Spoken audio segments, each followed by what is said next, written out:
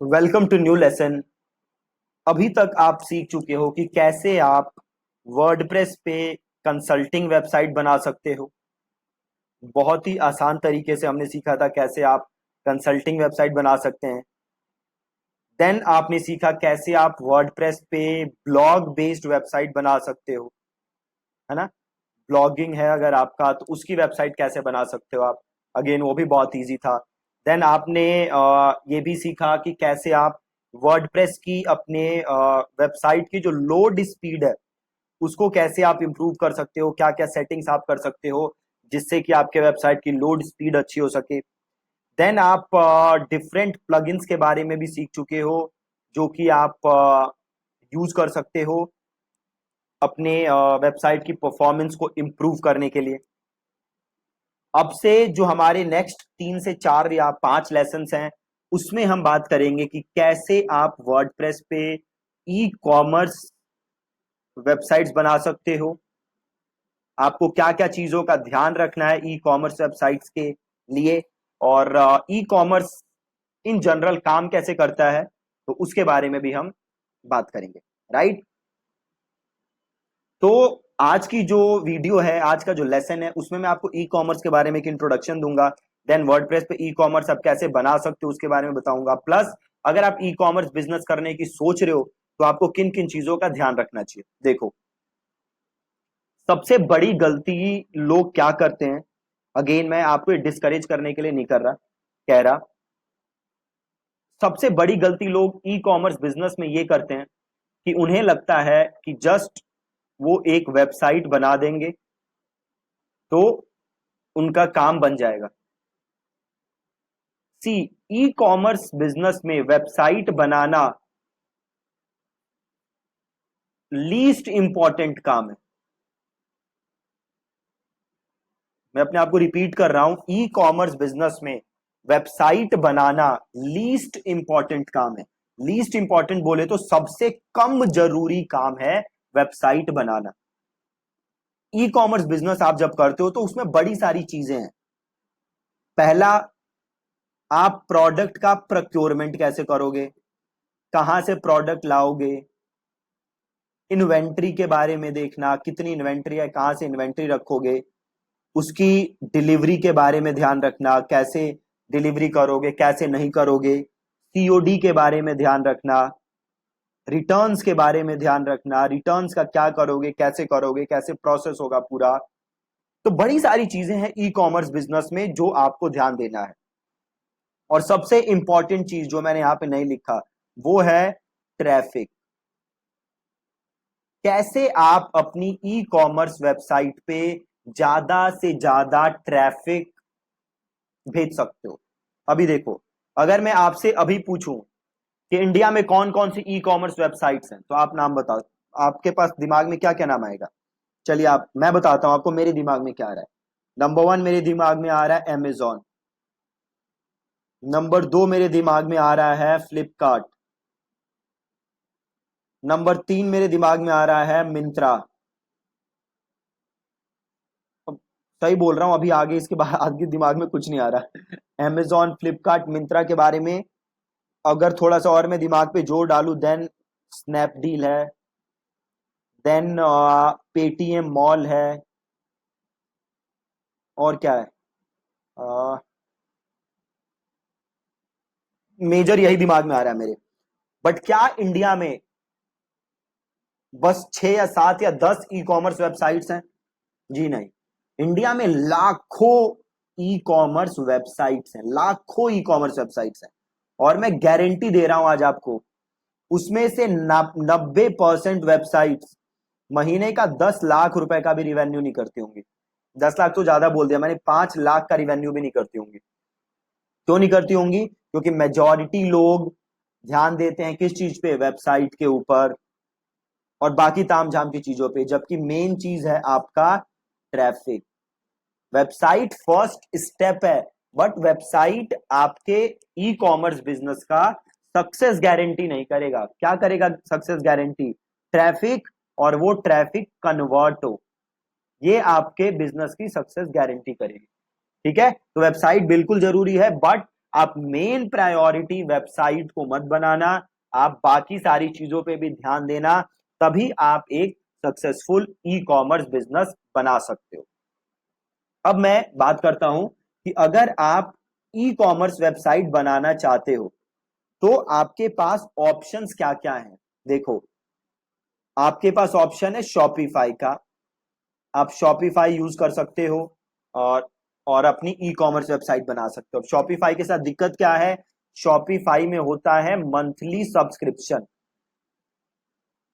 ठीक है जी, शॉपिफाई में है आप मंथली सब्सक्रिप्शन, आपको मंथली शॉपिफाई को फीस देनी पड़ती है, प्लस जो भी आप सेल करते हो उस पे एक सर्टन कमीशन भी देना पड़ता है। सपोज आपने 1 करोड़ की सेल की तो उस पे एक सर्टन कमीशन होता है, परसेंटेज होता है जो आपको शॉपिफाई को देना पड़ता है। वो अलग अलग प्लान्स के लिए अलग अलग कमीशन है। प्लस अगर शॉपिफाई का अपना पेमेंट प्लेटफॉर्म यूज करते हो तो उसके लिए शायद फ्री है या कुछ और रेट है। तो ये शॉपिफाई यूज कर सकते हो आप। शॉपिफाई के अलावा भी और बड़े सारे ऑप्शन हैं जो कि आप ई कॉमर्स के लिए यूज कर सकते हो। राइट, अभी जो सबसे फेमस है वो है शॉपिफाई, बट शॉपिफाई के अलावा भी बड़े सारे प्लेटफॉर्म्स हैं। अगेन, शॉपिफाई के साथ दिक्कत क्या है कि शॉपिफाई पेड है। Right, Shopify is not free. अब बात करते हैं वर्डप्रेस की, कि हम वर्डप्रेस क्यों यूज करेंगे ई कॉमर्स के लिए। पहली चीज तो फ्री है, सबसे मेजर चीज। जो शॉपिफाई में आप मंथली सब्सक्रिप्शन दे रहे हो वो देने की आपको वर्डप्रेस में जरूरत नहीं है। ठीक है, वर्डप्रेस के लिए आपको क्या चाहिए, जस्ट आपको चाहिए डोमेन होस्टिंग और आप अपनी वेबसाइट बना सकते हो। ठीक है जी, बहुत ही ज्यादा इजी। अब जो आपका वर्डप्रेस था वो ई कॉमर्स के लिए नहीं डेवलप किया गया था, है ना। वर्डप्रेस किसके लिए डेवलप किया गया था, तो वर्डप्रेस डेवलप किया गया था ब्लॉगिंग के लिए और कंपनीज की जो वेबसाइट है उसके लिए डेवलप किया गया था। तो अगर आपको वर्डप्रेस पे ई कॉमर्स करना है तो आपको एक प्लगइन का यूज करना पड़ेगा, और उस प्लगइन का नाम क्या है, उस प्लगइन का नाम है वू कॉमर्स। ठीक है, उस प्लगइन का नाम क्या है, वू कॉमर्स। वू कॉमर्स के हेल्प से आप वर्डप्रेस वेबसाइट को ई कॉमर्स के लिए यूज कर सकते हो। बिना ई कॉमर्स के लिए ये काम करना पॉसिबल नहीं है। ठीक है, तो पहली बात तो ये होगी कि आपको क्या यूज करना पड़ेगा, आपको यूज करना पड़ेगा वू कॉमर्स। अब अगेन, वू कॉमर्स क्या है, वू कॉमर्स एक प्लगइन है। वू कॉमर्स एक प्लगइन है जिसकी हेल्प से आप ई कॉमर्स वेबसाइट वर्डप्रेस के ऊपर बना सकते हो। जैसे हमने और बड़े सारे प्लगइन्स देखे हैं ना जिसकी हेल्प से हम वर्डप्रेस को इंप्रूव कर सकते हैं, सिमिलरली वैसे ही आपका वू कॉमर्स है जिसकी हेल्प से आप ई कॉमर्स वेबसाइट वर्डप्रेस के ऊपर बना सकते हो।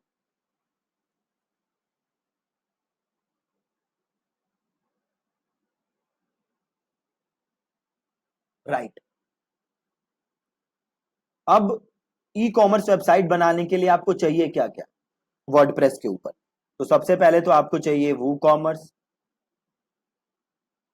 देन आपको चाहिए अपने प्रोडक्ट्स का नाम, इसकी आपके पास एक लिस्ट होनी चाहिए, कौन कौन से प्रोडक्ट हैं आपके पास। देन आपके पास होना चाहिए इन प्रोडक्ट्स का डिस्क्रिप्शन।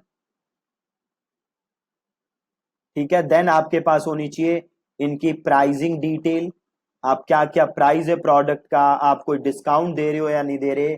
आपके पास होनी चाहिए इन प्रोडक्ट के वेरिएशन, किस प्रोडक्ट का कितना, कौन कौन से उसमें कलर अवेलेबल हैं, क्या क्या चीजें हैं, ये सारे आपके पास ऑप्शन होने चाहिए, सारे पास आपकी डिटेल्स होनी चाहिए।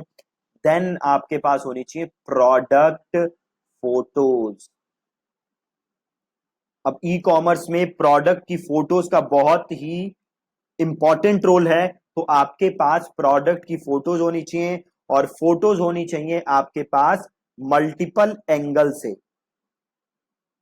मल्टीपल एंगल से। सपोज करो आप अगर एक शर्ट बेच रहे हो, तो ये नहीं कि शर्ट की फ्रंट से एक फोटो ले ली आपने और दैट्स इट। नहीं, शर्ट की आपको बैक से भी फोटो लेनी है, साइड से भी फोटो लेनी है, मॉडल के साथ भी फोटो लेनी है। तो आपके पास मल्टीपल फोटोज होनी चाहिए अपने प्रोडक्ट की ई कॉमर्स वर्डप्रेस पे ई कॉमर्स वेबसाइट बनाने के लिए। अगर आपके पास बस एक प्रोडक्ट है, एक इमेज है उसकी, तो आपके लिए थोड़ी दिक्कत होगी, राइट। और अगली चीज चाहिए आपको पेमेंट प्रोसेसर।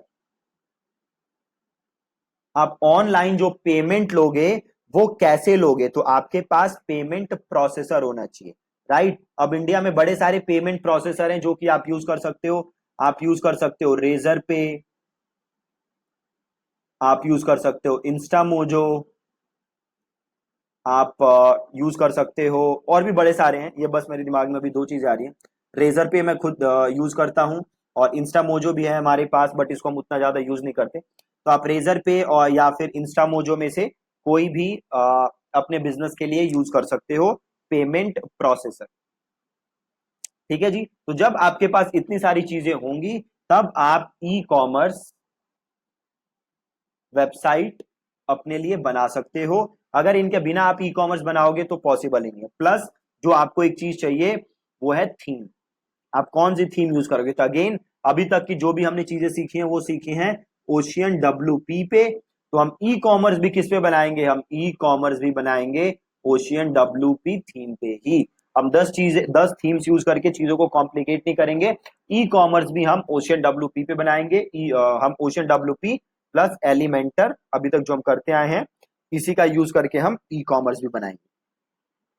ठीक है जी। तो ये एक ओवरव्यू था कि ई कॉमर्स क्या होता है, कैसे काम करता है, क्या क्या आपको चीजें चाहिए ई कॉमर्स वेबसाइट बनाने के लिए। तो कल मिलेंगे हम एक नए लेसन के साथ, और हम बनाना स्टार्ट करेंगे अपनी ई कॉमर्स वेबसाइट। ठीक है जी। Thank you so much for watching this lesson.